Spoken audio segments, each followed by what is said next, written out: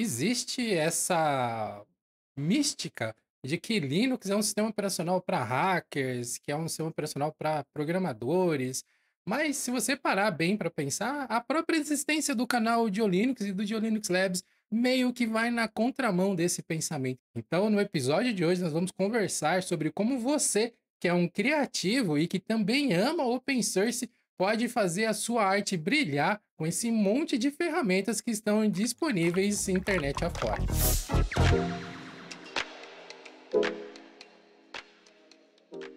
Se você ama software livre, ama open source e também ama criar coisas, você está no lugar certo, porque esse episódio do Geocast, nós estamos aqui com a equipe completa de apresentadores para discutir um pouco qual que é o papel dos criativos dentro desse ambiente de comunicação e como que você pode aliar isso com a filosofia, com a postura do software livre, do open source e algumas outras coisinhas que você também precisa levar em consideração. E falando em equipe completa do Geocast, eu estou aqui com meus colegas apresentadores, Raul Craveiro. E aí, pessoal, beleza? Acho que hoje eu vou ser um pouquinho advogado do diabo aqui, talvez ser um pouco do lado contra, mas vamos continuar essa conversa que a gente vai chegar lá. E Jonathan Simeone. Salve, pessoal. Obrigado mais uma vez pelo convite. Sempre legal participar do Geocast.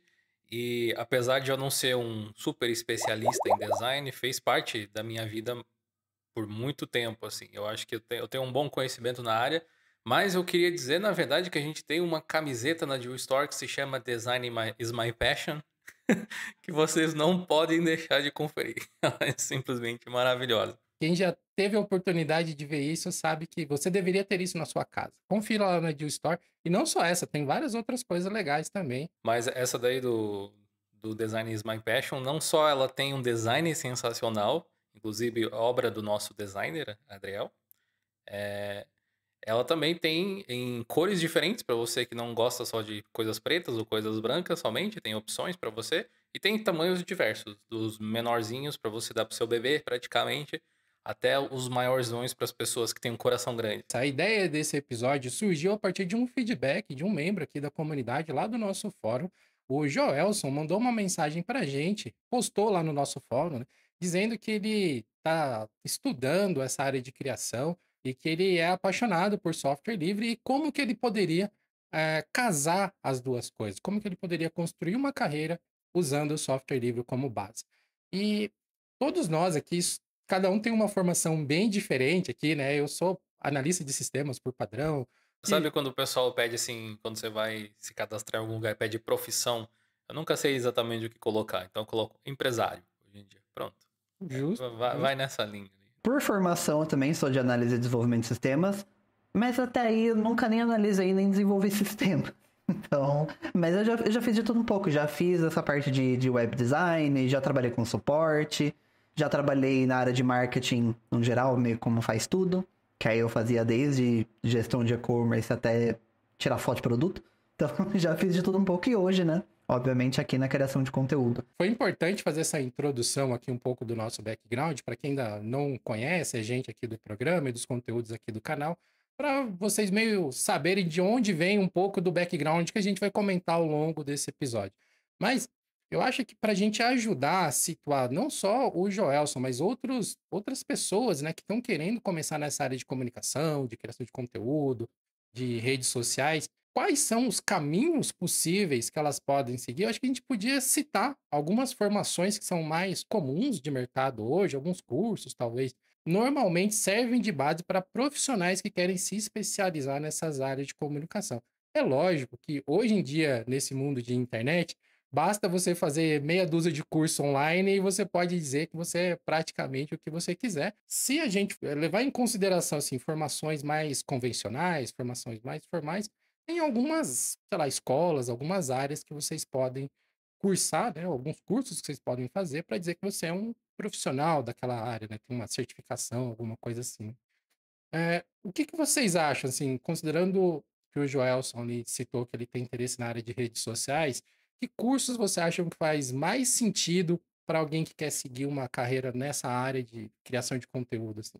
Eu acho que tem tem um curso que eu entrei na faculdade quando eu era mais novo e saí, que eu dropei, que fui fazer tecnologia, mas que seria possivelmente mais útil hoje em dia, que é de publicidade e propaganda. E lá tinha cadeiras de design também, se eu bem me lembro. Não sei exatamente o que ensinava, mas acredito que tinha alguma coisa a ver com isso. E já que ele quer trabalhar com redes sociais, eu acho que tem tudo a ver. É publicidade, é atingir pessoas, tem uma correlação bem direta ali, assim. E acho que depois disso, né, desconsiderando essa questão, o próprio desenvolvimento web, de tipo, web design mesmo, algum tipo de curso que vá nessa linha pode ser útil. Você pode usar conhecimentos assim. Depois a gente pode até falar um pouco sobre a trajetória e tal, as coisas que a gente fez, porque eu acho que se explicar isso, vai ficar claro alguns padrões e algumas áreas onde design é aplicado. Mas quando a gente fala de cursos mais formais, acho que esses são dois que me vieram à cabeça, não que sejam os únicos. Talvez você tenha mais alguma ideia, não sei. Eu acho que quando a gente fala desses cursos formais, eu acho que é um pouco mais complicado porque eles tendem a ser bem mais generalistas, né? Tipo, de publicidade, você vai aprender de design, mas você vai aprender, tipo, a fazer... Pelo menos na minha época, que eu fiz também 1 ano e meio, mas dropei. Tipo, tinha matéria até pra poder aprender a fazer campanha política. Se a pessoa tá querendo trabalhar mais com internet, talvez ela já queira algo mais prático. E aqui tem bastante teoria de artes e design, né? Eu acho que publicidade faz sentido, tem algumas faculdades, alguns lugares que faz curso de multimídia, que aí você aprende também rede social, você aprende a fazer design de jogos, de um monte de coisa. Mas eu acho que se você quer mais focado pra isso, eu quero trabalhar com redes sociais, eu acho que cursos livres também talvez sejam mais interessantes, principalmente nessa área que nem sempre exige curso superior. Na área criativa tende a exigir muito mais portfólio do que formação. Então, eu acho que você focando em cursos livres, tipo, um curso para aprender Photoshop, para aprender uma outra ferramenta, para aprender a fazer, sei lá, thumbnail, enfim, o que você quiser fazer. Mas, tipo, cursos mais específicos nessas áreas, eu acho que você vai acabar aprendendo mais e conseguindo, né, através desses cursos, ir fazendo um portfólio, e através desse portfólio você vai conseguindo um emprego na área e... Uma coisa que está intrinsecamente ligada a criar conteúdo para a internet é marketing, especialmente marketing digital. E aí depende, às vezes, do curso que você está fazendo mais do que o título que ele tem. Porque você vai encontrar, às vezes, algum curso, não digo nem de faculdade necessariamente, pode ser um curso livre, igual o Raul falou, mas pode ser que tenha alguma matéria dessas, dependendo da faculdade que está fazendo, uma matéria que vai te explicar como você vai chegar até as pessoas através das artes que você for criar, e aí entra as thumbnails e coisas desse tipo, ou um curso de administração que tem marketing digital dentro, porque tem aquele clássico que te ensina a administrar a empresa, mas o marketing faz parte da gestão da empresa, na minha concepção, por exemplo. Se você vai trabalhar online, naturalmente o marketing digital. Nem sei se esse termo é necessário mais de falar hoje em dia, porque o digital já faz parte do marketing. Se não faz, deveria, né, na sua empresa, provavelmente. Enfim, tem esse campo para a gente explorar depois também. Ainda falando nessa área de formações mais formais, né? A gente não pode ignorar a área de jornalismo, por exemplo, comunicação social, que são cursos que você pode seguir também. Tem uma formação bem ampla, né? Dentro de jornalismo, nossa, você pode seguir dezenas de subcarreiras, né? Desde o jornalista propriamente que redige matérias e textos, até jornalismo para TV, jornalismo para internet. Tem um monte de segmentos. O curso de jornalismo ele tentou se adaptar ao avanço da tecnologia. Então tem radiojornalismo hoje, por exemplo. Jornalismo para jornal, pasmem. Todo esse monte de opções que a gente sugeriu foi só para deixar claro que comunicação é uma área muito ampla e que não necessariamente um curso que você vai escolher vai ditar o caminho que você vai seguir. Por exemplo, nós temos 2 analistas de sistemas aqui que criam conteúdo. E eu, tecnicamente, sou técnico de hardware.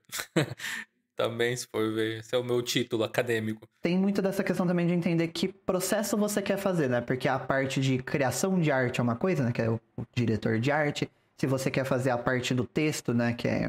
Aí pode ser roteirista, copywriting, depende, né? de que nicho. Se você quer fazer ilustração, tem vários outros caminhos ali. E acho que um curso que tem essa parte de ilustração é esses cursos de multimídia, que geralmente tem criação de jogo, tem questão de design. Acho que agora deve falar para rede social também, tem ilustração, tem algumas coisas assim. Mas, assim, como todos esses cursos superiores, é um pouquinho de cada coisa também, não é especializado em nenhum deles. Agora que você falou de multimídia, eu me lembrei de um outro lugar que design é usado também, que nem sempre é considerado, mas, por exemplo, se você faz motion graphics com After Effects ou algum outro software, Blender, sei lá, alguma coisa assim, seguidamente você primeiro faz os assets, né? Você desenha eles ou compõe eles num software de desenho vetorial, muitas vezes, ou alguma coisa assim. E aí depois você traz eles para a vida, digamos, através de algum tipo de animação, alguma coisa desse tipo. Ali é mais um setor específico que design pode ser utilizado. Então tem muita coisa. Nessa área mais de ilustração, eu creio que um curso formal que abrange bem isso é o de Belas Artes. A Escola Pan-Americana de Artes aqui em São Paulo ou tem ainda esses cursos, né, que engloba diversas áreas que são consideradas artes, né? Teatro, pintura, acho que até fotografia também, entra várias coisas. Mas a maioria dos cursos formais, eles tendem, como o Raul falou, a ser generalistas. Então, você meio que vai aprender um pouquinho de cada coisa, você vai ter a opção de se aprofundar em algumas áreas durante o período do seu curso, porque normalmente esses cursos são longos também. A gente está falando aí se você estiver falando de bacharelado, são no mínimo 4 anos. Se você estiver falando de tecnólogo, alguns são menores, né? Tem tecnólogos de 2 anos e meio, 3 anos, varia um pouquinho dependendo do curso, mas se você for querer se aprofundar e fazer sei lá, as pós-graduações, aí você pode estudar o resto da sua vida, que você nunca vai faltar matéria. Talvez esse seja um ponto até a se considerar na hora de decidir por algum tipo de curso, seja ele um técnico, uma formação ali de 5 anos ou mais, dependendo do curso, ou até mesmo cursos livres, ou curso que você achou no YouTube, gratuitamente, qualquer coisa assim, que é você tentar entender o que você espera extrair daquele curso. Tinha uma amiga minha que a gente tinha ido junto e ela continuou fazendo o curso. E eu lembro que ela estava um pouco frustrada, pelo menos com os primeiros 2, 3 semestres ali, porque tinha muita teoria da publicidade, umas coisas históricas, umas revisões desse tipo. E isso é compreensível que possa entediar alguns, especialmente os que estão querendo beleza, eu quero fazer na prática isso, eu quero criar uma empresa já, eu não quero entender por que que fizeram, por que que a Times New Roman é do jeito que é, alguma coisa assim. E é compreensível também, só que essa dissidência pode gerar uma certa frustração. E esses cursos mais formais e longos, eles justamente tentam fundamentar as coisas para você, independentemente do setor que eles estão. Se você vai estudar ciências da computação, você vai passar um bom tempo estudando matemática. E aí, muitas vezes, as pessoas se decepcionam justamente porque gostariam de... Não, mas como é que eu viro um cientista logo? Eu quero fazer experiências, eu quero criar um tipo de computador novo, sei lá. Justamente, você precisa desse fundamento para conseguir chegar em algum lugar e reinventar a roda eventualmente, né? Não, comigo foi assim também. Os primeiros semestres ali falava muito de teoria. Tinham exercícios práticos para poder fazer essa questão das matérias teóricas, mas ainda assim tinha bastante disso. Teve um semestre inteiro que foram só sobre grandes comunicadores, e aí basicamente o trabalho final a gente tinha que fazer um talk show entrevistando esses supostos comunicadores.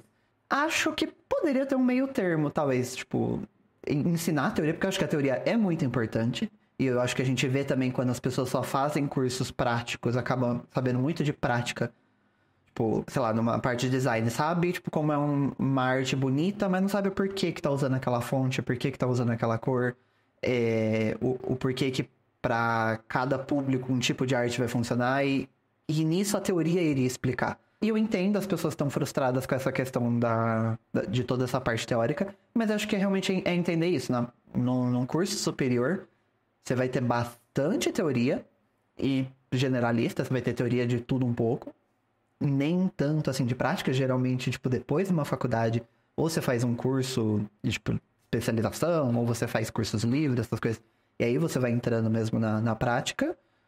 Ou realmente, se você, tipo, não quero passar 4 anos estudando teoria, aí vai direto para um curso livre, mas entender que é importante ter um pouco de cada também.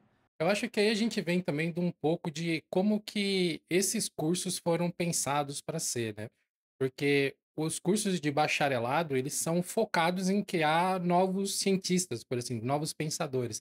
São pessoas que deveriam, que estão mais alinhadas com uma área acadêmica, que eles vão querer evoluir aquele conhecimento, continuar, sei lá, desenvolvendo aquele conhecimento como um campo científico. Normalmente, bacharelado é mais focado para essa área. E é por Sim. isso que o próprio mercado incentivou a criação do tecnólogo, que pega toda essa parte prática que está no curso de bacharelado e foca ele em coisas que o mercado precisa. Então, a maioria dos tecnólogos, eles enxugam ao máximo essa parte teórica para ser o Um pouco mínimo mais que você prático, precisa. né? É muito mais prático para você realmente sair pronto para o mercado de trabalho. Não é raro alguém que fez uma faculdade de bacharelado, ele sair cheio de ideias, cheio de toda fundamentação técnica, mas ele ainda não está pronto para executar. Ele chega menos preparado no mercado de trabalho do que alguém que fez uma parte mais mão na massa, um tecnólogo, às vezes até mesmo um técnico. É Sim. uma boa observação. Aí é uma questão de preferência também, imagino. Particularmente, eu me agrado mais com a ideia do tecnólogo. Ou, assim, mesmo os cursos de bacharelado ou de licenciatura, até mesmo, às vezes, eles podem ser bons também. A gente não pode dizer que todo curso vai ser assim, né? Porque depende da universidade, enfim. Mas eu gosto dessa ideia de você jogar problemas para as pessoas e fazer com que elas aprendam a resolver.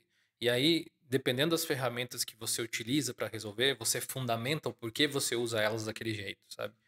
Às vezes falta um pouco dessa mescla mesmo, assim, e é isso que entendia muitas vezes as pessoas, que a pessoa está tão empolgada com a área quando ela entra na faculdade, que ela realmente está querendo descobrir coisas, mas daqui a pouco começa a ficar entulhada de papel e não tá vendo as habilidades crescerem, sabe? Tá, tipo, Sim. só lendo teoria, como o Raul falou. Esse é um cuidado que tem que ter, depende do curso, mas é um recado pro modelo de educação, digamos assim, de muitas escolas, né? Muitas universidades, Sim. enfim. Além, né, da questão de bacharel e tecnólogo, tem que entender que existem instituições que são boas e existem instituições que são horrorosas. Então eu acho que quando você for pesquisar um curso, fica atento, vê nota no Mac, vê review das pessoas, vê o que as pessoas falam daquele lugar. E é óbvio, né? Tipo, tem toda a questão de custo também, de acesso a aquelas instituições. Eu não sei se vocês concordam, mas eu sempre achei que, independentemente do curso que você fizesse, você precisa suplementar por conta própria as coisas. Seja por outros cursinhos livres que você faça, seja simplesmente por leitura e pesquisa de livros, papers, qualquer coisa. Assista vídeos sobre o assunto, sabe? Para não ficar Ah, restrito importante, somente ao importante. conhecimento que a sala de aula te passar. Até porque você vai eventualmente finalizar qualquer que seja o curso, mas a área ela não vai ficar estagnada daquilo que você aprendeu. Então você precisa aprender a aprender por conta própria o quanto antes você puder. Eu acho que nessa época de universidade é um momento que às vezes molda muito sobre como você se comporta em relação aos desafios, né? Existe o problema de você ficar recebendo muitos desafios que são feitos para você superar lá. Faz sentido para vocês? Tipo, você vai receber nas suas provas de semestre o conteúdo que você estudou. Só que na vida real não é assim. Você, quando vai para o mercado de trabalho, você vai receber desafios que você vai olhar para aquilo e pensar assim: não faço uma puta ideia de como que resolve isso aqui. Por onde que eu começo a desamarrar esse nó, sabe? E essa skill não é presente em muitos estudantes, infelizmente. É uma coisa que precisa ser desenvolvida. A minha opinião pessoal é que você ter um conhecimento básico, fundamentado em algum tipo de curso, sempre é útil.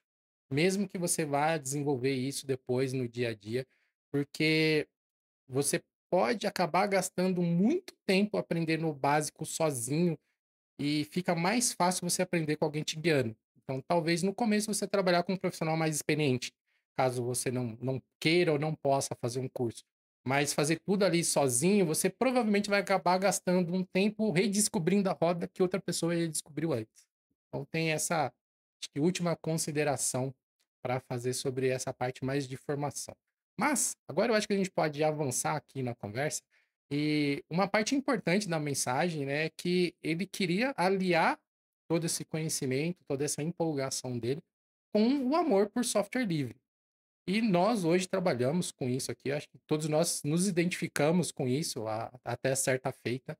E com certeza a gente tem algumas coisas para dizer sobre isso. Mas antes, eu queria citar dois cases aqui que eu acho que valem a pena a gente fazer um pequeno estudo. Existe uma agência que ela é americana, chama Free Hive. E ela tem dentro do mote dela, né, dentro da própria política, como ela se apresenta para o mundo, essa natureza de falar de open source, de liberdade. Nos sites antigos dela, até tinha lá uma lista dos softwares que eles utilizam, né? O GIMP, Xscape, Natron, o Blender. Hoje em dia, o site deles está em reforma, já faz algum tempo, e essas informações não estão mais lá, mas antes essa informação estava permeada no site deles, né? E caso vocês não lembrem de algum trabalho que a FreeRide tenha feito, tem dois que eu acho que vale a pena destacar, que um é o vídeo, né, de lançamento do Gnome 42, que eu acho que foi um vídeo que pegou meio que todo mundo de surpresa, foi a primeira grande apresentação de um lançamento do Gnome que eu lembro de ter visto. E um outro também foi um trabalho também em vídeo para a comemoração dos 20 anos do Ubuntu Desktop. Então, esses dois trabalhos vão estar linkados aqui para que vocês possam ver, caso vocês não conheçam. Mas toda essa introdução a respeito da FreeRive, ou seja, de ter uma agência que traz a paixão por software livre junto com a estratégia de negócios dela, foi para dar um exemplo de que sim, é possível você levar as duas coisas juntas. Mas aí agora a gente vai complementar com um pouco da nossa realidade nacional aqui, realidade brasileira, as coisas que a gente passou ao longo dos anos, ao longo das nossas carreiras. Você, Edil, que eu acho que é. Acho não, né? Você é um exemplo dentro do YouTube brasileiro e da comunidade de software livre, pode-se dizer.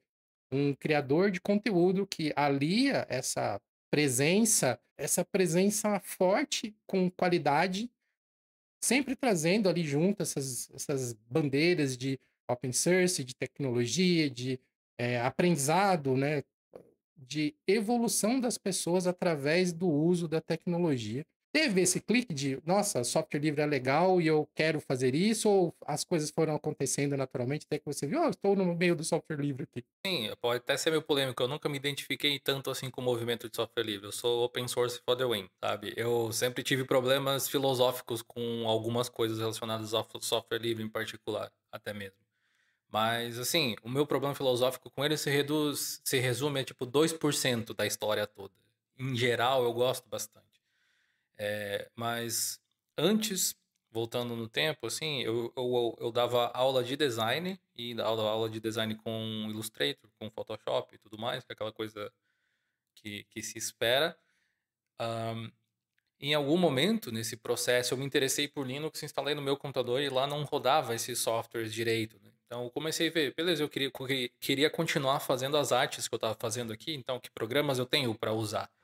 Era muito mais vamos ver o que eu posso utilizar aqui, do que, beleza, eu escolhi usar open source necessariamente, ou o GIMP naquele caso, né, para substituir o Photoshop. Mas foi uma grata surpresa, porque ao começar a utilizar, eu comecei a ver, ok, tem suas diferenças ali e tal, mas para o que eu preciso fazer aqui, não preciso piratear o software, não preciso pagar uma licença, funciona super bem para o que eu estou querendo fazer aqui. E provavelmente eu estou subutilizando as capacidades que o programa tem, porque eu apenas comecei a usar e a primeira impressão foi boa. Mas demorou um tempo para essa coisa acontecer, para eu me adaptar.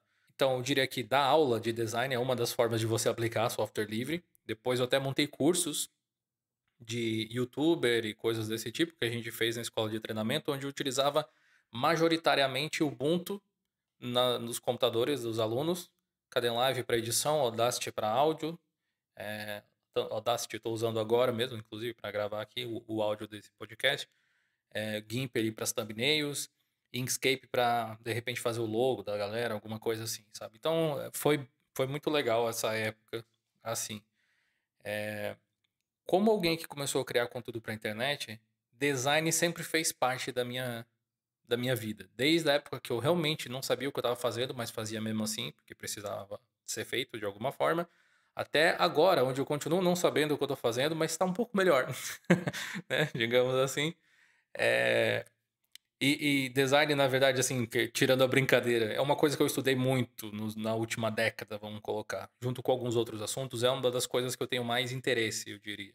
Então, essa teoria de design que se tem em universidades e tal, eu li muitos livros, eu fiz alguns cursos, eu li formas de você melhorar a sua comunicação através do design, porque eu entendia que isso era útil para criar as coisas que a gente iria utilizar depois, as thumbnails de posts, ilustrações, como que se organiza essas coisas, obviamente thumbnails no YouTube, mas as ilustrações que as pessoas veem dentro dos vídeos também e coisas desse tipo.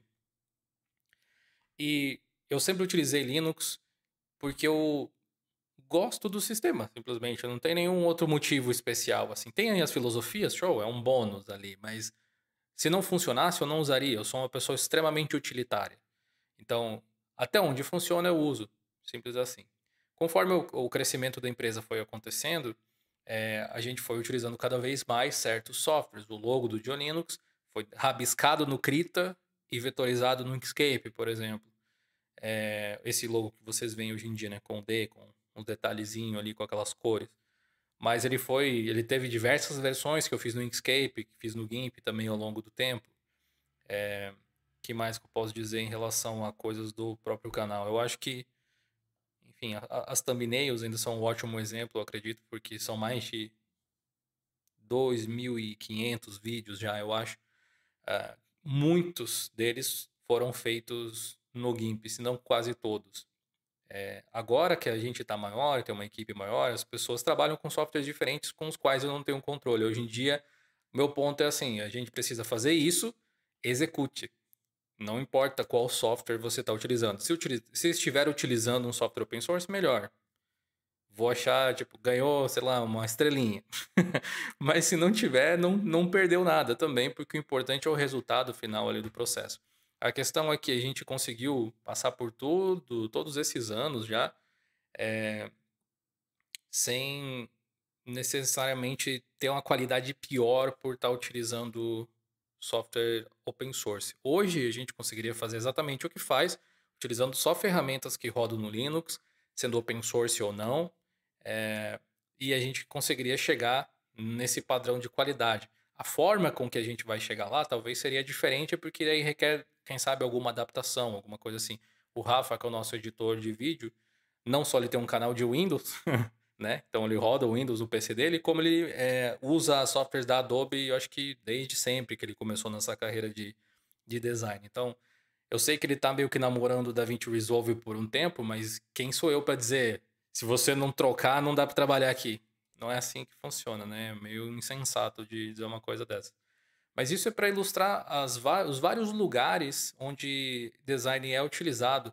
Todo bannerzinho que você viu no site, todo íconezinho diferente, uma ilustração de um gráfico, tudo isso foi feito utilizando, na maior parte das vezes, softwares open source que rodavam no Linux também, por tabela. E você, Raul? Como que foi a sua transição de uma vida mundana para uma vida iluminada pelo open source? Eu só tava meio saco cheio do Windows. Tipo, não aguentava mais, tava meio... Já tinha testado a Hackintosh, apesar de gostar, mas também, por ser Hackintosh, já não era a melhor das experiências. E teve um dia que eu testei Linux. Já teve uma vez que eu testei, não me adaptei, voltei pro Windows, depois testei de novo. Aí foi dando certo, fui ficando, fui acompanhando o Linux, fui aprendendo mais coisas. E aí fiquei. E aí quando eu fui trabalhar com Open Source, é basicamente por ter feito tudo isso e tá acompanhando o Linux, enchendo o saco do Gil pedindo emprego. Ele ficava na Twitch, me dá emprego, consegui um emprego. Pelo depoimento do Raul, tem como conseguir um emprego na base do bullying na Twitch. Enfim, tem mais detalhes nessa história, mas, né, por fim comecei a trabalhar dentro do Linux. Não comecei falando, né, sobre Open Source, né? Comecei fazendo um dos layouts do site do Linux Play. Aí depois que fui pra rede social, pra blog, enfim, fui cada vez falando mais sobre Open Source, cada vez aprendendo mais sobre Open Source. E tô aí, até hoje. Mas, eu também, eu gosto da filosofia do open source, mas eu também não sou daquele tipo que, tipo, se não for open source, não uso jamais. Sabe? Não vou ser um maluco que, tipo, não, prefiro a morte, prefiro, sei lá, perder o emprego do que usar algum software de código fechado. Hoje eu acho que eu tô muito mais, tipo, eu só quero que funcione. Quero que funcione, seja open source ou não. Já fui mais, ir tentando, insistindo, cutucando as coisas ali. Hoje eu acho que eu já tô me desapegando um pouco disso, só quero que funcione. Tanto, né, que passei um tempo usando Mac, voltei pro Linux, mas... E aí hoje eu acho que minhas ferramentas de trabalho são meio que meio a meio, digamos assim. Porque o software que eu mais utilizo no trabalho é o DaVinci Resolve. O DaVinci Resolve funciona no Linux, mas ele não é open source. Mas, tipo, o sistema que eu tô usando, ele é open source. Eu uso OBS, eu uso Gnome Boxes, eu uso algumas outras ferramentinhas menores para fazer algumas outras coisas. Tem bastante firulinha. O navegador, ele em parte é open source, né? O motor dele na Chromium é open source, mas eu uso o Google Chrome, né? Então, tipo, tem bastante open source ali na minha carteira de ferramentas, mas não todas. Não todas. Gostaria que tivesse um super editor de vídeo open source que funcionasse 100%, fizesse tudo que eu fizesse? Gostaria, mas eu prefiro o DaVinci Resolve do que o Kdenlive, que eu sei que tem opções de código aberto, mas eu prefiro o DaVinci Resolve, pra mim funciona e tá tudo certo.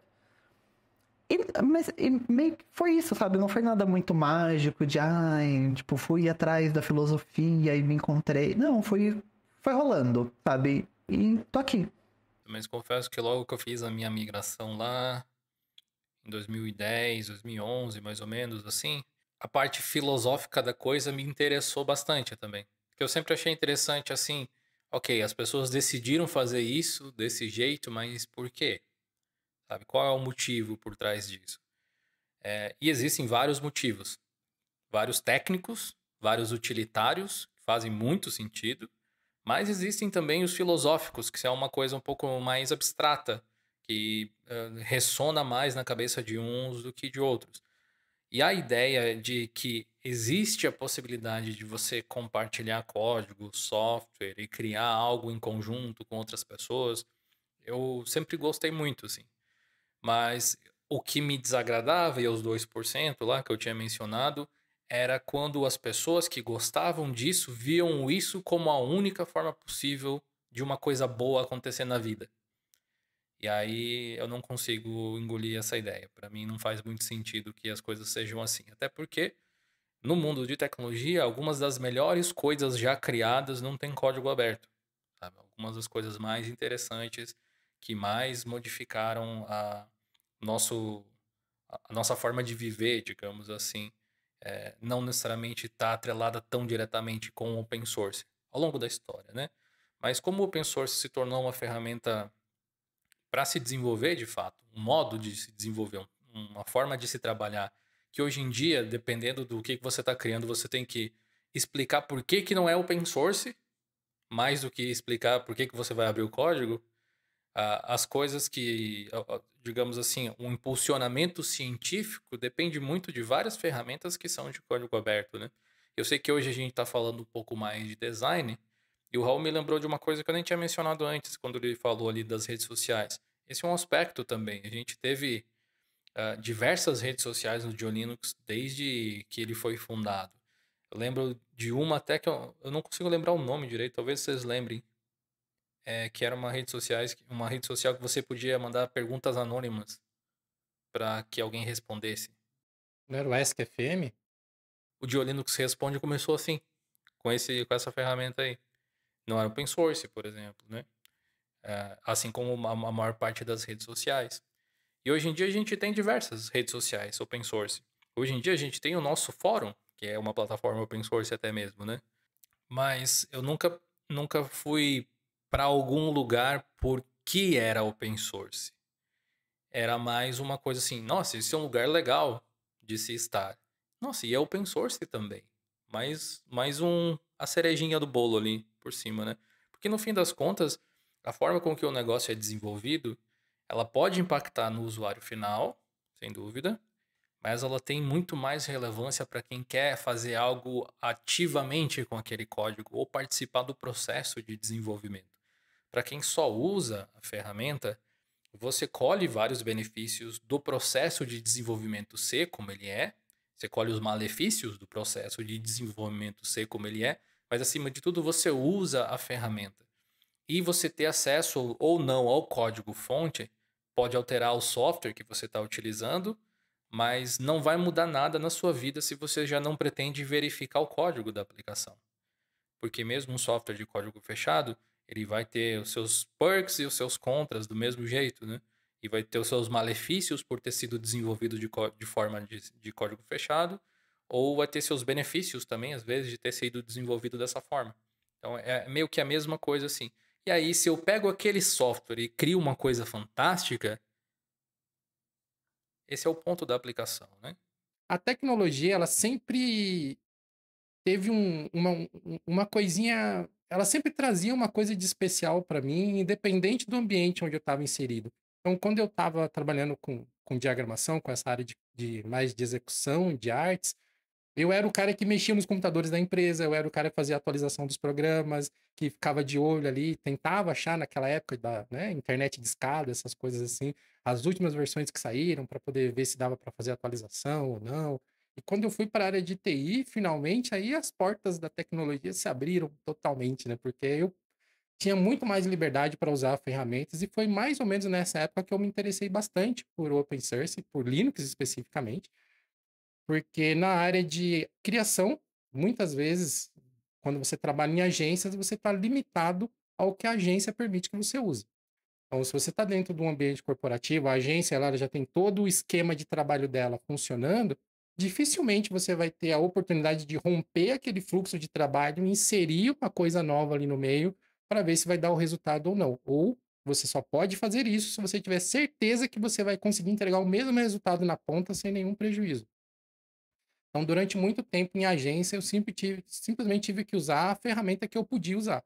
Então, eu trabalhei com Mac durante muitos anos, Windows, enfim, tive todo esse arcabouço. E TI meio que me libertou. Quando eu finalmente voltei para essa área mais de comunicação, eu já estava muito mais maduro, já era bem mais velho, já tinha testado muito mais coisas diferentes e começou a fazer sentido para mim de novo, falar, ok, eu pagava não apenas a Adobe, eu pagava um monte de ferramentas que eu usava para montar o meu pacote de serviços que eu entregava para os clientes da minha agência. E eu comecei a pensar, ok, será que eu consigo encaixar isso dentro dessa outra coisa que eu gosto de tecnologia, que é o open source, que é o software livre? E eu comecei a fazer todo esse processo de compatibilizar as coisas e demorou muito tempo. Demorou tipo 2 anos para eu poder fazer essa migração. Mas o ponto é, hoje a gente está inserido dentro de um padrão de mercado em que meio que já existe uma certa seleção de ferramentas que as pessoas esperam que um determinado profissional use para uma finalidade. Para os profissionais, isso é muito mais importante do que para os clientes. Tipo, uma empresa que te contrata para fazer a rede social dela, ela não vai querer saber se você está usando GIMP, se você está usando Inkscape, se você usa o Photoshop, não importa. Ela vai querer receber a arte para as redes sociais com a melhor qualidade possível, dentro do prazo e que atinja os objetivos comerciais que aquela empresa tinha quando ela te contratou. Foi nessa zona cinzenta que eu consegui encaixar essa minha estratégia de usar tudo software livre, ou usar software livre sempre que possível, usar open source toda vez que eu puder. Porque para o meu cliente não importa. Para mim é importante, como profissional, e eu gostava muito dessa matéria de ética no meu curso na faculdade, porque a gente podia ter várias conversas com os professores sobre exatamente isso, como que você se posiciona em relação ao mercado de trabalho. Porque não apenas o mercado de trabalho, mas às vezes a concorrência, ela, ela vai te incentivar a fazer o pior, né? A concorrência, ela nem sempre ela é leal, ela nem sempre é justa. E aí você tem que usar as ferramentas que estão ao seu alcance e que também fazem sentido dentro do seu arcabouço moral para você saber se você vai querer fazer aquilo ou não. Todas essas coisas juntas, o curso que você vai escolher, as ferramentas que você vai utilizar, a forma como você se posiciona em relação ao seu cliente, a forma como você se posiciona em relação aos profissionais, ao mercado, tudo isso compõe esse ser mítico que a gente chama de profissional, né? E não tem um jeito certo de fazer isso. Aí você vai ter que dosar, conhecer as experiências, se permitir passar por algumas experiências para ver como que você vai se encaixar nisso, como que o seu eu profissional vai se posicionar nesse mercado, né? Lembra do curso de YouTuber ali que eu tinha mencionado, que tentei utilizar softwares open source, Linux e tudo mais? Ahn, no fim é marketing, né? As coisas da... Nessa época que eu fiz esse curso, eu já estava praticamente saindo da empresa para focar só no Dio Linux e porque eu já tinha um canal, daí por isso que eu ganhei o status de poder dar aula de YouTuber, né? No caso. Mas o que eu achava interessante era que eu tinha me aproximado um pouco da gestão da empresa e fica um pouco mais claro, assim, depois que você passa a gerir a sua própria empresa também, né? Depois eu acho que isso acaba influenciando. Mas o gestor que está coordenando todo mundo, inclusive coordenando os cursos, a equipe de vendas, a equipe de marketing, de atendimento, de suporte, etc., os professores, ele realmente não está, na maior parte das vezes, interessado em quebrar o status quo de qualquer profissão em relação a quais softwares são utilizados, assim. Ah, muitos designers desgostosos com o Adobe, se fossem criar uma empresa de treinamentos, talvez fossem querer fazer tudo menos da aula de Adobe. Pela, até o ressentimento, às vezes, que eles têm com a empresa. Mas um gestor numa escola assim, se a Adobe chegar batendo na porta dele e dizer assim, vamos fazer uma parceria, ele vai dizer, oba, vamos, é a Adobe, que ainda é uma empresa gigantesca. Então, não é a função dele fazer essa peneira ética, digamos assim, subjetiva a interpretações e a sensibilidade de cada um, para querer modificar como vai ser o profissional que vai sair da outra ponta. Porque ele está mais interessado em criar um profissional que seguramente vai ser reconhecido no mercado como alguém que se formou em design, por exemplo. Então, se a pessoa se formou em design e não sabe usar o Photoshop, que designer ela é, né? Para muita gente é assim que funciona. Apesar de a gente saber que a parte ali de design mesmo tem muito pouco a ver com a ferramenta que você usa, e sim com o conhecimento que você pode aplicar em qualquer ferramenta. Mas, mesmo assim, especialmente num tipo de escola de treinamento que forma profissionais de forma mais utilitária, assim, aquele fundamento todo, né? Uma coisa mais de técnico mesmo, como a gente tinha mencionado antes, saber essas coisas faz bastante diferença. O argumento que eu utilizei na época para convencer a colocar um projeto desses em andamento, porque não é só a minha turma de youtuber, a gente fechou umas 6 turmas, se eu não me engano. Cada turma tinha de 10 a 15, até 20 alunos, dependendo da turma e horário.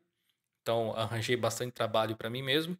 Eu tive que convencer a formatar todos os computadores de um lab, ou fazer dual boot, e instalar todos os softwares. Eu fui lá e fiz. Se não tivesse eu lá, não ia estar rolando provavelmente o projeto. E, acima de tudo, qual era o discurso para o marketing passar? Tipo assim, por que a gente está aprendendo usando essas ferramentas e não aquelas? Porque pode ser um questionamento que o aluno pode fazer.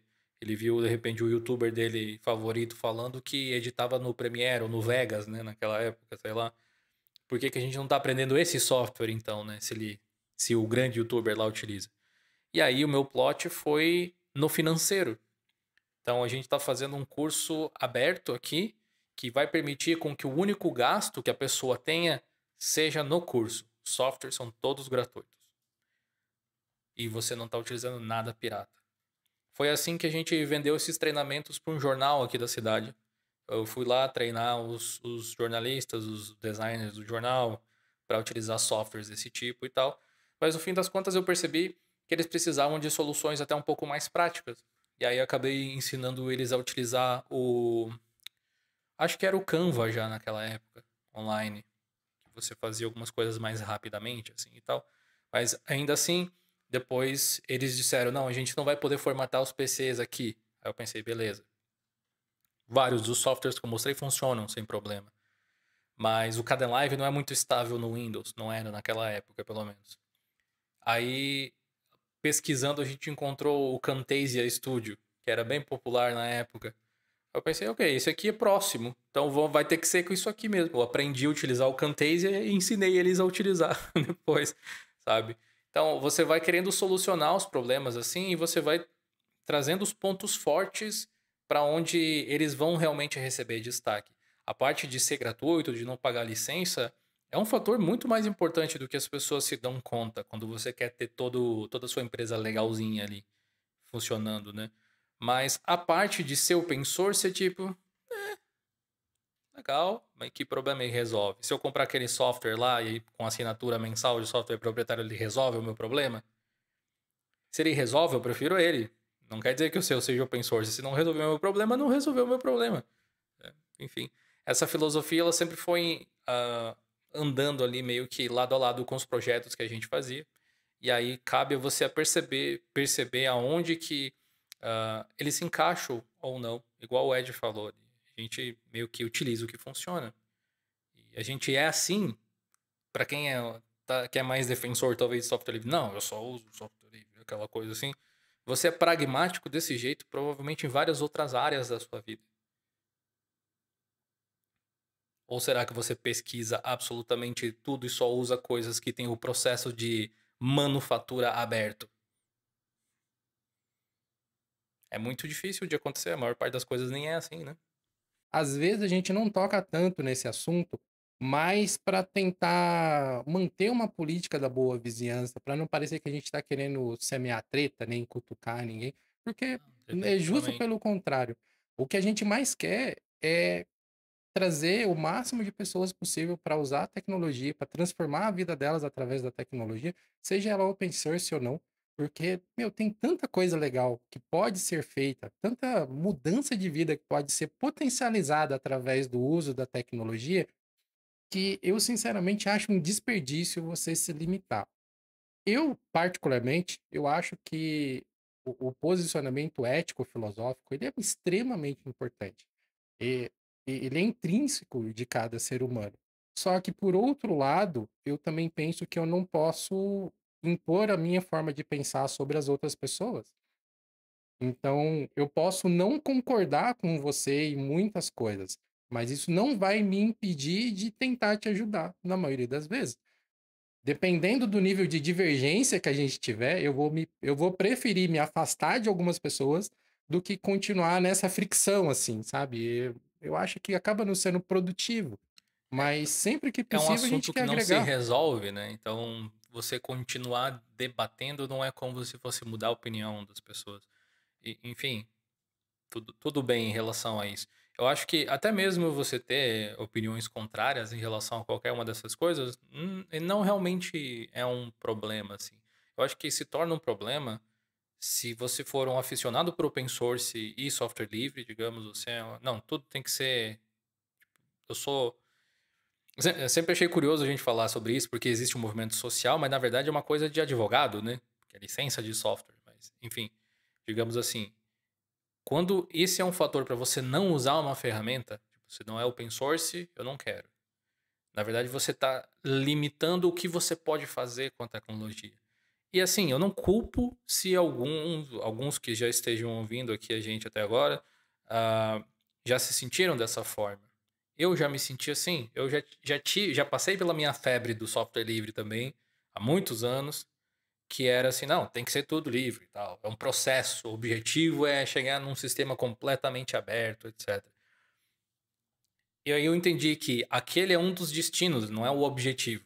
É um dos possíveis destinos. E com o tempo fui percebendo que tem coisas que são, para mim, foram mais importantes, sabe? Além de, enfim, não vão fazer uma hierarquia de vida, mas vão usar uma coisa um pouco mais técnica mesmo. Eu gosto bastante do campo de ciências e estudos científicos e coisas desse tipo assim. Tem diversas descobertas fantásticas que acontecem todo ano. E um dia eu me peguei pensando, muitas dessas descobertas, dessas análises, dessas pesquisas, tem Linux envolvido no processo, o fato, mas muitos também têm softwares que foram criados especificamente para aquilo que não necessariamente são open source, ou vamos supor, alguém descobre a cura para uma doença catastrófica e agora a gente tem uma solução, tem uma vacina, tem alguma coisa assim. Se o processo de criação envolver o software open source ou não, é realmente um fator? Tipo, se não tem software open source, é uma descoberta ruim? Na minha opinião, não. Mas eu já vi alguns defensores alegarem de que se não é produzido do jeito certo, não conta. Então, aí foi ruptura pra mim com esse tipo de forma de pensar. Percebi que algumas das pessoas que mais me inspiram no mundo não estão nem aí pra essa parte técnica e sim se focam no que a ferramenta é capaz de fazer. Eu acho que eu não consegui ignorar totalmente o lado de como é produzido, porque é uma coisa que eu tenho paixão por, mas ele se tornou menos latente. Então, eu passei a ser mais utilitarista também nesse sentido. E observar qual é o bem que você está fazendo, qual é o trabalho que você está realizando. Se você conseguir utilizar ferramentas de código aberto no processo, tanto melhor. Vai talvez enobrecer ainda mais o seu processo de criação, mas não que ele seja inadequado por não utilizar, né, esse tipo de ferramental. Eu ainda faço com alguma frequência comunicação para redes sociais para os meus clientes aqui da minha agência. E eu uso a tríade já faz alguns anos, Inkscape, Canva e GIMP. São esses, assim, as minhas ferramentas normais para criação, porque elas se complementam tão bem e, bom, o Canva não é open source em nada, né? E tá ficando cada vez pior, porque eles... Pior, dependendo de como você pensa, porque ele está adotando ferramentas de IA que são mais fechadas ainda. Então, o Canva, a evolução dele está até meio que caminhando por um processo que eu estou começando a ficar um pouco preocupado, porque agora eles anunciaram um aumento gigantesco de preço, né? Vai quase dobrar o valor do Canva. Esse é o preço da IA, né? Na real.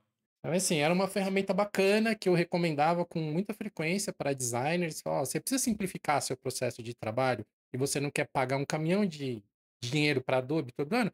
O Canva é uma alternativa. O Photopia é uma alternativa. Existem Te dar um várias exemplo de outras. onde eu uso o Canva até hoje, que é mais prático. A gente chegou até a pagar ele uma época, por 1, 2 anos até mesmo, eu acho. Mas hoje em dia a gente não assina ele mais. Mas mesmo assim eu utilizo ele para algumas coisas, porque mesmo no modo gratuito ele tem boas ferramentas, assim, boas o suficiente para mim.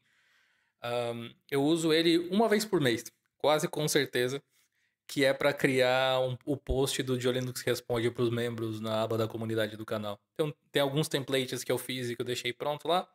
Aí eu vou lá e altero.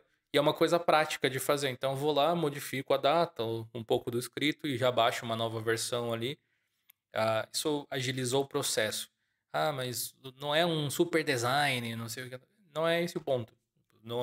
Não tô ali para fazer a melhor arte da minha vida. É só uma comunicação, realmente, né? E aí ele funciona muito bem. E não ia deixar de utilizar ele só para gastar, sei lá, 3 vezes mais tempo fazendo uma arte do zero no GIMP, talvez, ou criando um template que eu ia ter que modificar ali as fontes, etc e tal. Dá para fazer de N formas. Mas a gente fez uma vez desse jeito e agora tá pronto. Então é só usar. É o conselho profissional que eu dou, não só pro Joelson, que mandou essa pergunta lá na comunidade, mas para todo mundo que está ouvindo aqui, independente, você já está inserido no mercado de trabalho há muito tempo, você está tentando se inserir nesse momento. O seu direcionamento ético profissional, ético moral, ele é muito importante. Ele faz parte de você. Então não tem como você desassociar isso totalmente do seu posicionamento de mercado. Mas muitas vezes você vai ter que dosar o que você tem como objetivo final. E, de novo, como eu disse agora há pouco, para o seu cliente, muitas vezes não faz diferença. Ele quer que alguém resolva o problema dele. E para deixar bem claro, gente, deixar bem claro, nenhuma das coisas que a gente está dizendo aqui é para desmerecer o lado filosófico ou dizer que ele não é importante. Ele é importante. Mas como profissional, muitas vezes você tem que pensar muito mais na necessidade do seu cliente, no problema que você quer resolver e do que na forma como você vai resolver aquele problema. Ou pelo menos o seu cliente não precisa nem saber como você vai resolver. Ele quer saber que você resolva. Para os meus clientes mesmo, quando eu troquei de ferramentas, né, Adobe para o meu fluxo de trabalho atual hoje, alguns clientes dependiam de ferramentas da Adobe, porque era um processo. Então eu fazia uma parte, passava para outra pessoa que fazia outra parte, passava para outra pessoa que fazia uma outra parte. Eu adaptar isso dentro do padrão das ferramentas ficava mais complicado, porque até hoje o GIMP não se dá muito bem com o formato do Photoshop. E depois que você abre lá, você tem que fazer uma série de concessões. O Inkscape também não se dá muito bem com o formato da Adobe, né? Do Adobe Illustrator. E nada disso é culpa do GIMP, nem culpa do Illustrator. A gente sabe que. Nem culpa do Inkscape. A gente sabe que poderia ser muito mais compatível se a Adobe assim quisesse, mas ela tá fazendo as políticas dela lá que, né? A gente não precisa nem discutir muito que não são tão legais assim. Mas para que eu não interferisse ou tivesse que achar várias ferramentas de contorno para poder me inserir dentro desse processo, eu acabei saindo de alguns clientes. Eu acabei mudando o rol de serviços que eu faço para que eu pudesse não depender dos outros. Então, eu preciso mandar para uma gráfica. Beleza, eu consigo no Inkscape salvar em PDF e mandar para a gráfica. Eu vou fazer arte para redes sociais. Eu Mas faço é, no mas é, GIMP. é uma manobra bem corajosa, né? Você tem que confiar bastante no seu taco aí. Nem sempre você tá numa posição de vida onde você pode dar esse passo naquele momento, né? Eu acho que vale a pena fazer essa ressalva também. Porque é igual largar as coisas para trabalhar com o YouTube. Igual a gente fez, que nem igual eu fiz. Eu fiz isso quando eu achei que dava. Não posso chegar e aconselhar, larga o seu trabalho e vai trabalhar no YouTube porque vai dar bom. Esse é o mesmo caso, né? Você precisa saber o que você está fazendo ali e, digamos assim, tá ok com a ideia de perder esses clientes se realmente é algo que você gostaria muito de fazer. Porque é importante, acima de tudo, que você entenda qual é o nicho de mercado que você está, qual é a sua função dentro dele. No caso de um designer assim, de agência, alguma coisa assim, a sua função não é escolher qual software você vai utilizar. Isso é parte do processo de criar o resultado. A sua função é realizar as ideias dos seus clientes, basicamente. E aí você vai utilizar todas as ferramentas do mundo que tiverem ao seu alcance para fazer isso acontecer. Você vai selecionar as que você tem domínio, você vai selecionar as que você acha que podem te ajudar a chegar lá mais cedo, talvez, alguma coisa assim, porque produtividade ali também é importante, mas acima de tudo você resolve esse tipo de problema, né? Você, enfim, seria como se alguém que trabalha arrumando carros, né, tipo um mecânico, por exemplo, por filosofia arrumasse todos os carros só usando um martelo. Não vai dar certo, né? Vai sair amassado. Parece um cenário simples de se estudar, mas tem muitas camadas que envolvem, nossa, de tudo aqui, desde a formação do próprio ser humano, né, até a sua formação profissional e a forma como ele se posta no mercado. Não sei, eu fico meio em dúvida, assim, do que mais a gente pode acrescentar, mas eu acho que um pensamento que talvez a gente não tenha colocado ainda, mas que é bastante importante de, de falar para o Joelson, e eu gostaria que tivessem falado isso para mim em alguns momentos, quando eu estava me formando, cara, a sua paixão ela é muito importante para você. Então, você tem que lutar para não deixarem você esmorecer da sua paixão. Mas a sua paixão ela é importante para você, ela pode não ser tão importante para outras pessoas. Então, isso é uma coisa que você tem que levar em consideração também. Porque cada um de nós se relaciona com tecnologia, com resultados de maneiras diferentes. Então, você. É tipo a gente que é nerd, né? A gente vai adorar chegar e conversar de computadores, de sistema operacional. Eu tenho certeza que qualquer um de nós aqui, se a gente se encontrasse pessoalmente, a gente poderia conversar, sei lá, uma tarde inteira sobre essas nerdices que a gente gosta. Mas provavelmente a gente não conseguiria conversar sobre isso por 20 minutos, por 10 minutos que seja, sei lá, com um irmão nosso que não é dessa área, com a mãe, com o pai, com aquela tia assim que foi visitar. Você ia olhar pra cara dela, de repente, talvez ela estivesse roncando e babando na sua frente, essa pessoa que você tá conversando, porque simplesmente não, não é um assunto que clica pra ela, né? Não é um assunto que desperta interesse, atenção. Então, o seu amor, a sua paixão por software livre, ela, ou por qualquer coisa que seja, por arte, por criar, por se comunicar, ela é fantástica e alimente isso dentro de você, mas apenas tenha ciência de que algumas pessoas, elas não vão ter a mesma relação com isso que você tem. Então você pode acabar se frustrando um pouquinho se você não souber lidar com isso.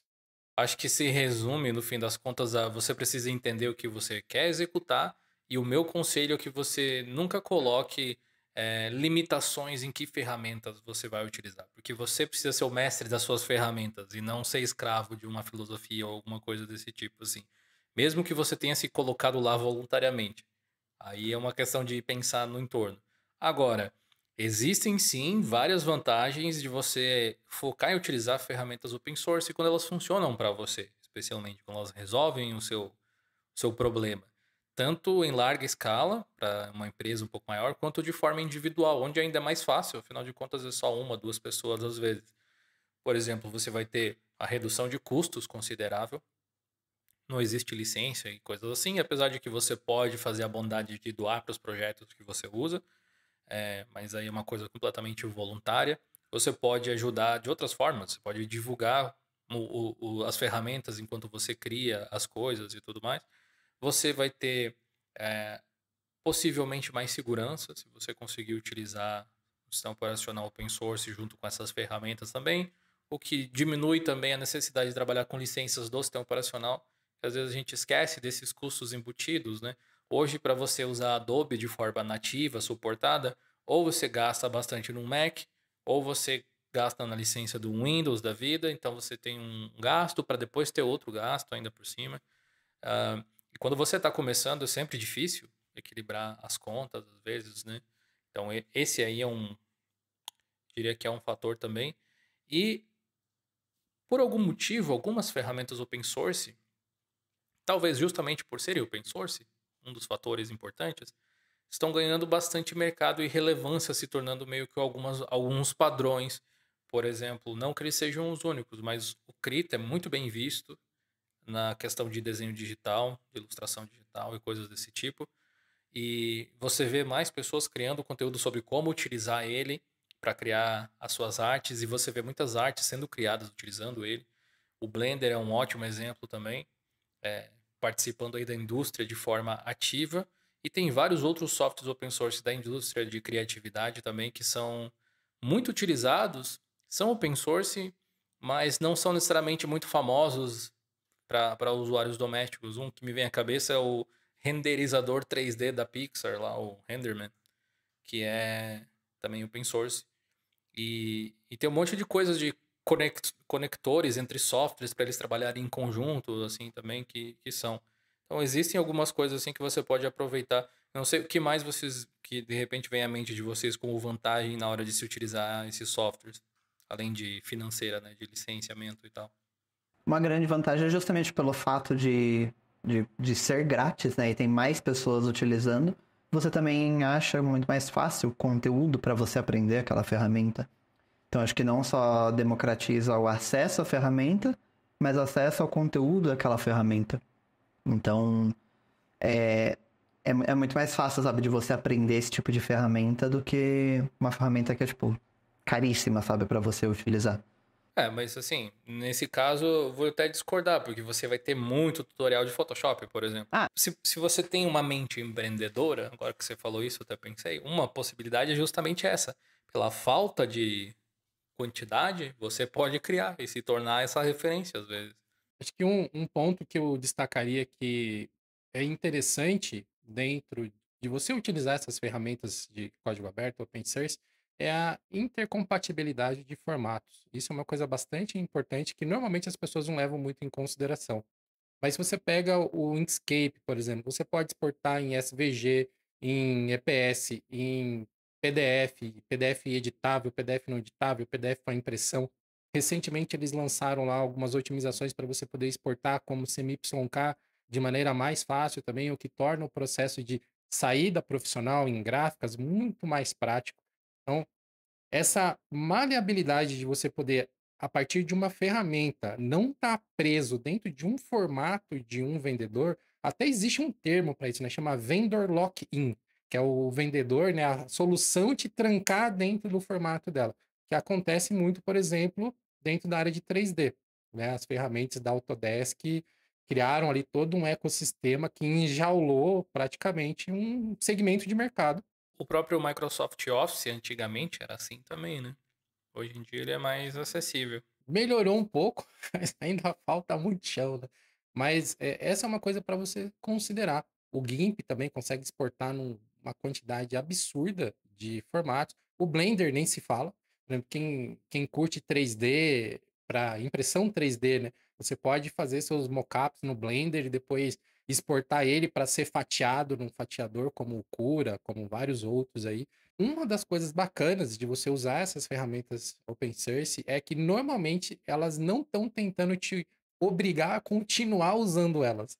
Então você vai poder, mesmo depois, caso você decida usar outra ferramenta, você vai sempre poder entrar lá no seu Inkscape, exportar as suas artes digitais no formato EPS ou no formato PDF e abrir onde você quiser para você poder continuar usando aquela arte sem ter que fazer tudo do zero de novo. Então, essa parte de você ter controle sobre o que você criou e não ficar preso dentro de uma ferramenta específica, para mim, especificamente, foi uma das coisas mais atrativas a eu mover a minha agência para ferramentas open source.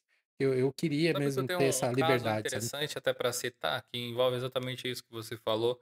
Eu não sei se eu tivesse feito em algum no Corel ou no Illustrator na época, teria dado alguma diferença agora, tirando o fato de que eu não tenho nenhum dos dois, mas né, teria que comprar eles para usar uma versão de teste, sei lá. Mas há muitos anos eu fiz um mascote no Inkscape, um design, né, no Inkscape vetorial, do mascote de uma oficina mecânica. E a pessoa me mandou uma mensagem esse ano, sei lá quantos anos depois, pedindo se eu ainda tinha o negócio, né? Por sorte eu tinha, nos meus backups mais antigos. E eu tinha feito ele no Inkscape e estava salvo em SVG. A única coisa que estava fora de padrão eram algumas coisas com as letras, porque eu não tinha rasterizado as fontes, elas estavam só a fonte, então não faço ideia que fonte que eu utilizei na época. Mas o desenho em si estava, tipo, de 8 anos atrás, estava intacto, a mesma coisa. Eu só peguei e mandei para ele, porque ele estava querendo utilizar em alguma coisa, fazer algum adesivo, eu acho, alguma coisa assim. Aí eu pensei, olha só, bem isso que você falou, né? A longevidade dos arquivos, ela é interessante. E o mais louco aqui eu não salvei em SVG na época porque eu tava pensando nisso. Porque eu tava pensando, não, vou salvar aqui porque é um formato aberto. Hoje em dia eu sei, mas na época eu acho que eu não tinha tanta essa preocupação assim. E por ser o padrão do, se eu não me engano, do Inkscape até hoje, ele abriu no Inkscape moderno tranquilamente. O SVG é um formato vetorial aberto, né? Ele foi desenvolvido para ser usado em aplicações web, mas ele é vetor. Então você pode usar ele tranquilamente em qualquer tipo de aplicação, consiga interpretar. E, cara, existem muitas vantagens em usar o open source, mas tomando muito cuidado para falar isso, assim, você não precisa ter só essa baliza na sua decisão, como a gente já falou. Existem várias outras coisas que você pode levar em consideração também. E eu penso que o fim, de novo, sem ferir éticas ou nada desse jeito, é mais importante do que o meio, quando a gente fala de profissionalismo, assim. Então, se você é um bom profissional que tem um foco em solucionar o problema do seu cliente, trazer um resultado real para o seu cliente, ou para você mesmo, porque todos nós somos empreendedores das nossas próprias empresas aqui.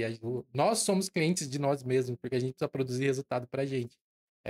Cara, desde que você faça isso de uma maneira, assim, moralmente aceita, ética, dentro dos padrões que a gente tem hoje, cara, a ferramenta ela é um complemento para sua arte.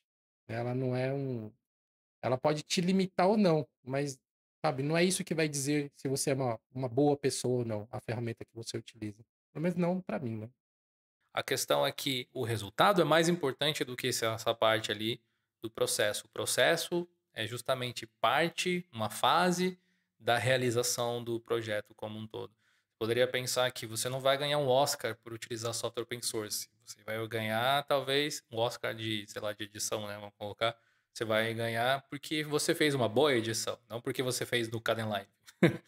Eu estava editando esse episódio do Geocast e eu percebi que ele não ia ficar completo a menos que a gente também mostrasse uma lista de programas. A gente citou diversas soluções, diversos programas ao longo desse episódio, mas eu realmente senti falta de ter uma lista organizada. Então, estamos aqui para resolver esse problema. Bom, começando falando diretamente por edição de imagens, não tem como não citar o GIMP. O GIMP é onipresente, é um software com qualidade para atender as demandas profissionais aí de edição de imagens, retoque fotográfico, design, composição, enfim, é uma ferramenta muito poderosa e que ainda pode ser estendida com a utilização de plugins.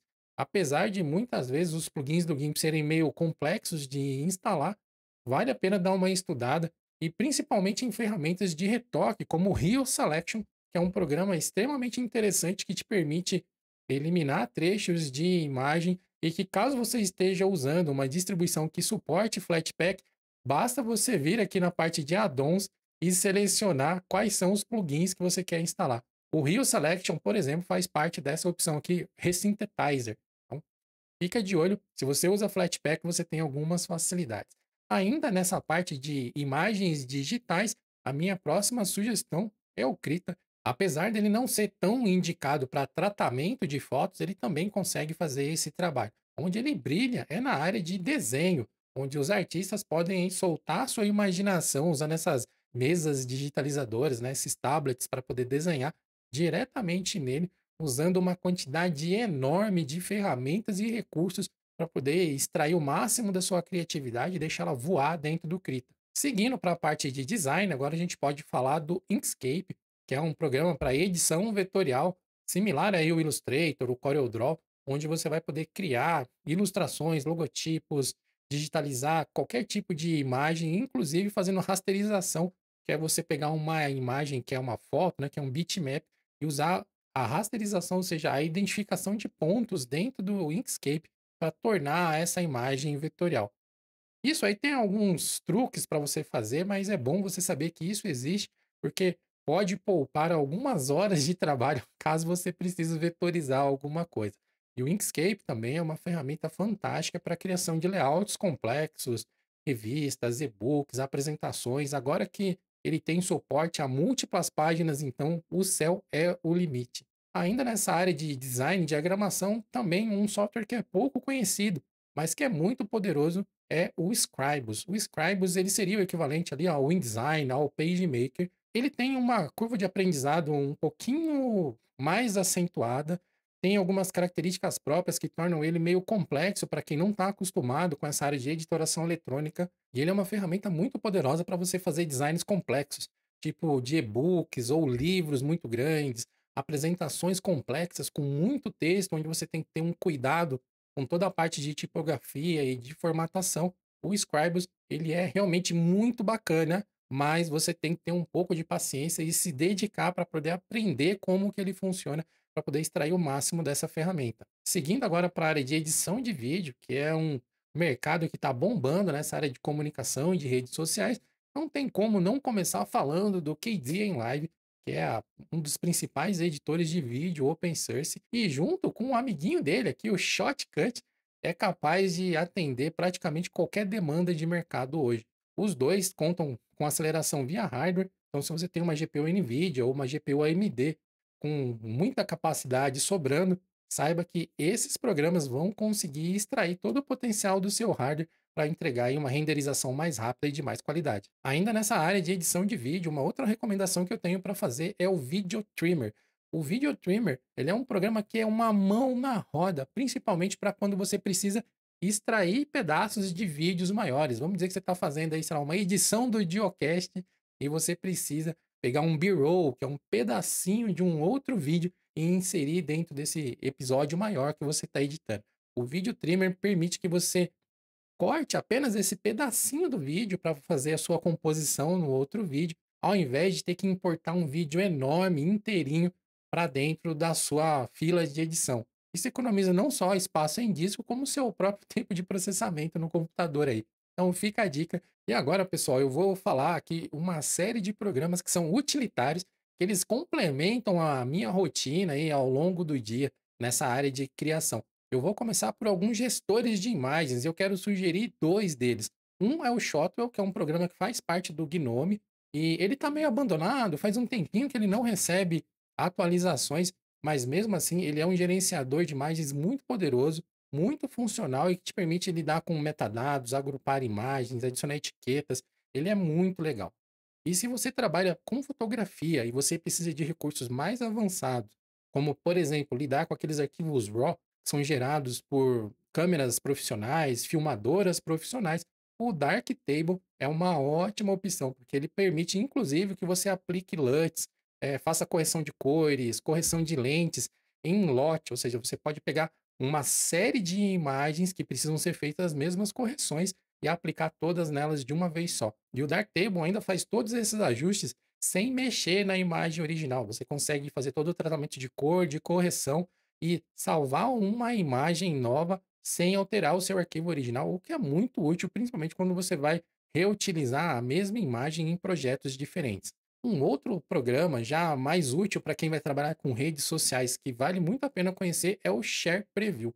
O Share Preview é tão simples quanto o nome diz. Ele permite que você pegue imagens e textos e tenha uma pré-visualização de como que ele vai aparecer nas principais redes sociais. Então, economiza um tempo enorme, porque você não precisa mais ficar subindo a imagem nas redes sociais, fazendo um post oculto para ver como que ele vai ficar, para saber se você vai precisar otimizar um texto, otimizar um título, alguma coisa assim. No Share Preview, você faz isso rapidamente dentro da sua máquina e já pode fazer todos os ajustes necessários. Dando sequência nessa parte de imagens, tem o Identity, que é um programa que eu conheci faz pouco tempo, mas ele é uma mão na roda quando você tem muitas imagens ou até mesmo vídeo e você precisa comparar as duas imagens, comparar esses dois arquivos para poder escolher um deles. Então vamos dizer que você tem vários takes de várias fotos de um mesmo produto ou vídeos captados por câmeras diferentes, e você precisa escolher um deles para usar no seu projeto. O Identity, como vocês podem ver aí no preview da tela, ele coloca essas imagens lado a lado e você consegue dar zoom, movimentar na tela para poder escolher por algum detalhe, ver em mais detalhes um pedacinho só da imagem. De novo, é uma mão na roda, economiza um tempão, ao invés de você ter que usar, por exemplo, o GIMP para poder fazer esse tipo de comparação, que é o que eu usava antigamente e que não tem toda essa facilidade, não. Vale muito a pena adicionar o Identity dentro do seu fluxo de trabalho, principalmente se esse é uma coisa recorrente para você, que é comparar imagens para poder escolher uma delas. Ainda nessa parte de utilitários, eu vou fazer duas menções honrosas, que são programas que eu acho que valem a pena ser incluídos dentro do seu fluxo de trabalho, dependendo aí de como que é o mercado onde você está inserido. Um deles é o Metadata Cleaner. O Metadata Cleaner, ele consegue apagar e identificar todos os tipos de metadados que estão embutidos num monte de formatos de arquivos, praticamente todos os tipos de arquivo possível. E em que momento que o Metadata Cleaner é importante? Principalmente quando você é uma agência e você lida com arquivos de fornecedores, arquivos para parceiros, você recebe e troca muitos arquivos, é comum que esses arquivos venham cheios de informações que simplesmente não fazem sentido estar ali. São metadados de todos os tipos. A maioria dos programas, câmeras digitais, filmadoras, celulares, eles adicionam um monte de metadados, como localização, modelo do equipamento e várias outras coisas que nem sempre são necessárias para o seu fluxo de trabalho. Então, para ter uma certa tranquilidade de que não tem informações que não são necessárias, né, dados às vezes até pessoais de clientes circulando por aí, vale a pena você fazer uma limpeza de vez em quando dos seus arquivos, apagando os metadados ou tendo certeza de que apenas os metadados necessários para cada trabalho são os que estão embutidos na imagem. Então, fica a dica do Metadata Cleaner. E por último, mas não menos importante, um outro programa que eu uso quase que diariamente, que é o Flameshot. O Flameshot ele é uma ferramenta conhecidíssima para captura de telas.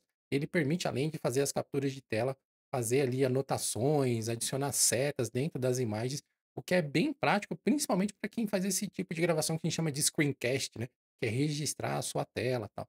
É um programa bem prático, bem simples de usar, fica ali paradinho no seu tray, né? Ali na gavetinha de aplicativos, você pode lançar ele com uma tecla de atalho ou clicando. Eu uso o tempo inteiro aqui na produção dos conteúdos do Dio Linux Labs e, cara, é uma mão na roda. Eu uso bastante ele e também a ferramenta de captura de tela do Gnome. Os dois são bem parecidos, mas para algumas coisas mais avançadas, o Flameshot acaba sendo mais útil. Bom, e por último, mas não menos importante, eu vou também citar o Paintpot. O Paintpot é uma alternativa open source ao Figma, e ele pode ser bem útil, principalmente se você vai trabalhar com mockups, com apresentações. Ele é muito inteligente, ele tem diversas ferramentas e templates prontos que te permitem criar apresentações profissionais, salvar em formatos vetoriais, né, formatos editáveis, compartilhar isso através da internet, fazer apresentações dinâmicas. É uma ferramenta que eu não uso com muita frequência, mas é extremamente recomendado, principalmente para quem trabalha com web. Então, se você tem aí essa paixão por trabalhar com web e fazer design de interface, o Paintpot é uma ferramenta que você precisa conhecer também. Beleza? Obrigado, pessoal. Acabou a lista, vamos voltar para o podcast. Eu fiz questão de trazer essa conversa para cá, para o Geocast. Eu tô sempre de olho no feedback que vocês deixam com a gente lá no YouTube, nos comentários do YouTube, e também lá no nosso fórum, então, em plus.geolinux.com.br. Visitem e se cadastrem, caso vocês ainda não sejam cadastrados lá. É um fórum público, aberto a todos. Todos são bem-vindos. Recomendo que vocês leiam o nosso FAQ, as nossas regras, para que vocês, né, entendam a dinâmica da comunidade também. A gente tem esse caráter acolhedor com todo mundo que chega, mas é lógico que existem boas regras de convivência, como qualquer comunidade. Então é interessante a gente estar alinhado sobre isso, porque muitas vezes, talvez pelo conteúdo, ou até por pensar de maneiras diferentes das nossas, você pode acabar esperando encontrar uma coisa diferente do que você vai encontrar lá, que é uma comunidade muito mais aberta a falar sobre qualquer coisa relacionado com tecnologia, software livre, open source, essas coisas assim, do que ficar muito bitolado numa determinada área. Eu acho que a gente não respondeu tão bem assim a dúvida do Joelson, assim, a parte final ali, que ele diz assim, vocês acham que é possível ter um perfil com essas duas finalidades que ele mencionava ali antes? Elas são úteis em trabalhos profissionais e também pretendo usar o mesmo perfil como portfólio de design social media e web design. Vocês acham que é possível ter um perfil com essas duas finalidades e manter o feed organizado e que atraia clientes? Daí diz que também aceita dicas ali para design para iniciantes, né? Alguma coisa assim. A gente recheou aqui desde como pensar sobre o mercado até onde estudar, etc. Mas essa parte ali de você ter uma coisa com as duas finalidades e manter um feed organizado que atraia clientes, acho que sim, é possível você ter as duas coisas no mesmo lugar, dado o tipo de trabalho que é realizado. Manter o feed organizado é uma coisa totalmente dependente de quem organiza, então acho que é possível também. E que atraia clientes, aí eu acho que envolve em como você está vendendo essa ideia. Porque é igual eu falei antes, eu acho que se você disser assim, faço design com software open source, vai atrair só quem tem interesse para open source ou gosta de fomentar essa cultura, alguma coisa assim. Porque pro cliente final ele está interessado na arte em si, se ela é bonita ou não, se ela passa a ideia ou não. Então, para atrair clientes, você precisa fazer um trabalho muito bem feito e um trabalho de marketing com essas empresas assim. Eu não gosto muito da ideia do posta e reza para dar certo, sabe? Que muitas vezes acaba acontecendo não por mal, mas porque a pessoa não sabe que ferramentas utilizar para criar essas conexões profissionais que ela às vezes almeja. Mas você simplesmente postar lá no Instagram e torcer para que alguém encontre, goste, te contrate, é assim, é ser bastante otimista. Empreendedor tem que ser otimista, fato. Mas esse é só um dos passos que você pode dar na direção de conseguir mais clientes. Ou uma outra coisa que você pode fazer é tentar fazer um marketing um pouco mais direto, especialmente para empresas que estão mais próximas de você, da sua cidade, quem sabe, alguma coisa assim. Pegar os e-mails do pessoal de marketing dessas empresas, mostrar o seu trabalho, oferecer até mesmo a fazer algum tipo de arte gratuita de demonstração, alguma coisa assim, ou mostrar uma arte que você fez de algo que eles tinham publicado que você achou que não estava com uma qualidade tão boa. Muito cuidado para não ofender, né, às vezes, porque se você chega dizendo assim, olha, eu fiz um negócio melhor que o seu aqui, pode ser que a pessoa não receba aquilo da melhor forma possível, especialmente em empresas pequenas, onde às vezes a pessoa que recebeu o e-mail foi a mesma que fez. Então, cuidado com isso, mas enfim, que eu quero dizer é tenta criar essas conexões com as empresas e aí o seu perfil vai ser só mais uma coisa. Tenta ter um site fora do Instagram também, ter talvez uma newsletter, uma lista de e-mails, assim, onde você possa se comunicar com seus clientes, porque senão você, dependendo, e falando disso de dentro do YouTube, tá? Eu adoro redes sociais, mas você está sempre à mercê dos algoritmos delas. Então, se você não agradar eles eventualmente, você não vai conseguir crescer ali dentro. E as redes sociais precisam ser um complemento para quem você é profissionalmente, não ser só aquilo. As redes sociais, elas são uma forma de uma vitrine para você levar, né, a sua mensagem, demonstrar a sua arte, a sua capacidade profissional para uma quantidade enorme de pessoas que seria muito mais difícil de você alcançar no mundo real. Então, por exemplo, ao invés de você chegar assim e nas suas redes sociais, como estratégia de comunicação, falando agora, e falar: olha, eu uso o GIMP, GIMP é muito legal. Grava um videozinho, um Reels ali, de você executando uma arte e você resolvendo um problema. Fala: olha, eu vi esse banner aqui, tipo, o exemplo que o Dio acabou de fazer, ó, eu encontrei esse banner aqui de uma empresa aqui do local e eu acho que ele pode ser melhorado dessa e dessa forma. E você vai executar a arte, fazer ali um speedrun, sabe? Filmando a tela. Você pode mostrar o GIMP, você pode mostrar a ferramenta que você quiser, mas o resultado que você está produzindo vai depor muito mais a favor da sua criatividade, da sua perícia técnica do que o software propriamente dito. Porque, como eu disse várias vezes, a maioria dos clientes não faz ideia quais são as ferramentas que os designers, que os E editores nem quer utilizam. saber, né? Também. Não precisam saber. Então, eles verem você ali detonando, fazendo uma arte linda em alguns segundos num speedrun, vai elevar muito mais a sua moral com o potencial cliente do que o fato de estar sendo feita numa ferramenta ou na outra. Eu acho que é vender a sua imagem de especialista, né? Vender, tipo, que dá pra fazer aquele negócio naquela ferramenta, já que você tá querendo falar da ferramenta, né? Então, mostrar, eu consigo fazer isso aqui.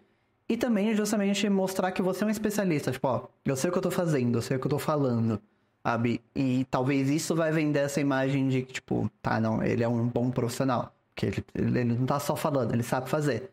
E nisso vai acabar te ajudando também a trazer essa imagem de especialista. E olha, do ponto de vista de gestão, assim, de empresa, o fato de você não precisar pagar licenças de software reflete no seu preço. Você não precisa cobrar tão caro também, de repente. Eu não quero dizer, tipo, não vai cobrar o valor adequado, que você julga adequado. Cobre quanto você achar que deve, porque o seu trabalho é o seu trabalho. Mas você pode, às vezes, se comparar com outros profissionais de qualidade equivalente à sua, por exemplo, e se eles usam ferramentas mais caras ou alguma coisa assim, você tem uma margem de lucro claramente maior. E é um valor que você pode se dar o luxo de trabalhar se você precisar. E muitas vezes nessa coisa de deixa eu fazer o orçamento, as pessoas decidem, porque isso daí faz bastante diferença dependendo do que a empresa vai fazer, né? Então é um fator a ser considerado também. Margem de preço é onde o olho da maioria dos clientes, assim, mais. Os clientes menores brilha, porque normalmente, muitas vezes, eles não têm necessariamente um certo apreço pela melhor qualidade possível, eles querem que as coisas sejam feitas, que as demandas sejam atendidas, e aí você costuma ter uma briga muito maior no preço. Conforme você vai aumentando o, o ticket médio dos seus clientes, vai caminhando para clientes que têm mais grana para investir, eles acabam cada vez mais se preocupando com o método e com a forma como o produto vai chegar, como o trabalho vai chegar lá no final. Mas mesmo assim, isso varia muito. Por exemplo, sei lá, uma arte para redes sociais, ela vai ser igual lá na ponta, sendo feita no Inkscape, ou sendo feita no GIMP, ou sendo No feita não Canva, importa onde. realmente, não É, vai ter muito. porque vai ser um PNG achatado que a pessoa vai receber. Sabe? Existem algumas áreas que são mais complexas do que outras, como por exemplo o CAD, que a gente acabou de falar. Pô, dependendo da ferramenta que você utilizar para executar um projeto de CAD, vai sim impactar lá na ponta, porque você vai ter menos maleabilidade no formato que você vai entregar para o cliente, ou para um próximo profissional que vai trabalhar depois de você. Mas Não, não é o caso aqui do Joelson, né? Aqui é um caso o bem mais CAD ainda simples. tem o agravante de que você está construindo algo físico muitas vezes com os projetos, né? Definitivamente, tipo, engenharia civil às vezes. E Não dá para ter as medidas erradas, não dá para o software dar uma vacilada ali, pelo menos não é o ideal. Se você mandar uma arte que o cara for abrir no computador dele e tiver com a cor trocada ou com um negócio fora de posição, ele vai dizer: "Ô, tá errado, faz de novo", né. O lance do CAD, se por acaso algum erro passar aí, vai dar BO no mundo real e aí é um pouco mais complicado provavelmente de lidar com a situação. né? É isso aí. Eu acho que com essa parte final a gente cobriu, eh, acho que todos os pontos ali da pergunta que o Joelson mandou pra gente. E, cara, a última partezinha da frase dele ali, que é aceito dicas para iniciantes de design, sei lá, pensa, acho que estude alguns casos de pessoas que você admira, sabe? Olhe alguns profissionais, algumas redes sociais que você acha bacana, de empresas, de criadores de conteúdo. Estude como que eles fazem, mas não compare o palco dos outros com a sua coxia. O que eu quero dizer é, hoje a gente já está num nível de estrutura e de profissionalismo aqui no Diolinux, em outras, né, outros produtos que a gente produz também, que quem vê de fora pode ficar meio intimidado até às vezes, né? Caramba, como que os caras conseguem fazer isso? E isso é um processo, sabe? O Diolinux, né? O canal principal existe há mais de 8 anos, né? O Diolinux Labs há pelo menos 5, A sabe? gente vai Então, fazer Diolinux como empresa, como entidade na internet, assim, vai fazer há 15 anos em 2026. Então a gente tem 14 anos de estrada aí. então é muito tempo. E para quem está começando agora, é, dá os seus passos na sua própria velocidade, tipo, veja as pegadas que os gigantes deixaram para você ter um exemplo, alguma direção, mas, tipo, não se compara muito, tá? É muito melhor você focar em descobrir a sua própria identidade, tendo essas pessoas como referência, do que tentar emular a personalidade dessas pessoas dentro de você. No longo prazo, isso vai fazer muito melhor para você como pessoa e para sua carreira também. Dentro de todas as divagações que a gente teve filosóficas aqui, conseguido ajudar não só o Joelson, mas outras pessoas que se identificam, né, com essa necessidade de aliar essa paixão por open source, por tecnologia, com o seu próprio desenvolvimento profissional. Existem diversas formas de você fazer isso, e o que a gente comentou aqui é mais ou menos o que a gente acha com base na nossa própria experiência, mas cada um tem que pesar como isso se encaixa para ele, né? Como que isso pode ou não ser agregar na rotina deles, né? No desenvolvimento profissional de cada um. Então, eu queria agradecer aqui, Gil e Raul, por participarem dessa conversa, por trocarem essa ideia aqui com o público do Geocast. Realmente, meu muito obrigado. É sempre bacana ter essa conversa com vocês. Agradeço a todos vocês também que acompanharam o Geocast até aqui. Deixem seus comentários aqui nesse episódio ou lá no nosso fórum, no post desse episódio. E a gente se vê, pessoal, no próximo episódio do Geocast. Valeu!